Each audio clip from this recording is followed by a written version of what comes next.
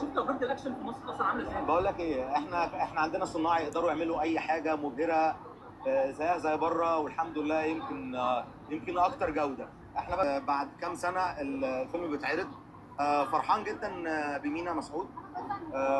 مينا شخص، هو نجم طبعا. مش انا اللي اتكلم عن مينا يعني، بس انا شخصيا انا بحب مينا كبني ادم كمان، غير حبي ليه كفنان. مينا يستاهل كل خير. مينا طيب ودود. بيحب شغله جدا. ربنا يكرمه. فرحان ان هو ان شاء الله النهارده يفرح باول فيلم ليه في مصر، وان شاء الله عقبال فيلمه ال100 باذن الله. هتوريه النجوم في عز الظهر بما انك دايما شرير شويه شويه بس النهارده الشر دمه خفيف شويه، يعني هنضحك سيكا. اكشن كل دايما بيبقى جاي من بره، احنا المره دي عاملين اكشن مع مين؟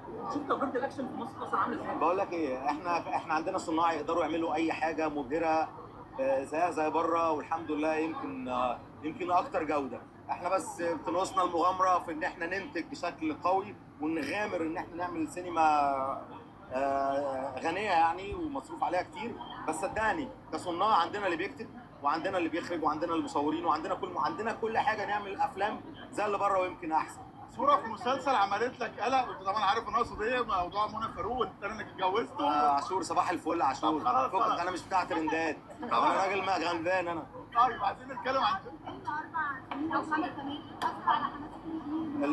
لا خالص، تاخير عرض الفيلم ده مش تاخير. الفيلم فعلا خد الوقت ده، وفعلا خد التحضير ده، وخد المجهود ده. الفيلم اتصور في حتت كتير قوي في العالم، فكل سفريه دي بتاخد شهور عشان معاينات وعشان تصوير وعشان معدات وعشان ممثلين وعشان تجهيزات وتحضيرات. فالفيلم فعلا خد التايم ده، مش عشان الفيلم اتاخر، عشان الفيلم فعلا اتعمل فيه المجهود ده. ولادك معاك النهارده تقول ايه؟ واولادك كمان معاك وحابب انهم يتفرجوا على شغل استنوهم ان شاء الله. استنوا عمر كمان ان شاء الله.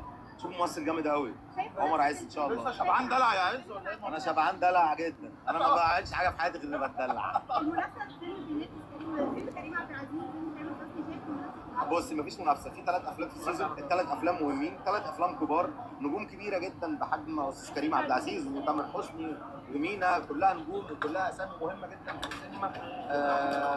يا رب دايما يبقى في منافسه، يا رب كل سيزون ما نشوفش 3 افلام بس، نشوف 10 افلام في السينما، والتنافس يبقى بجد حقيقي.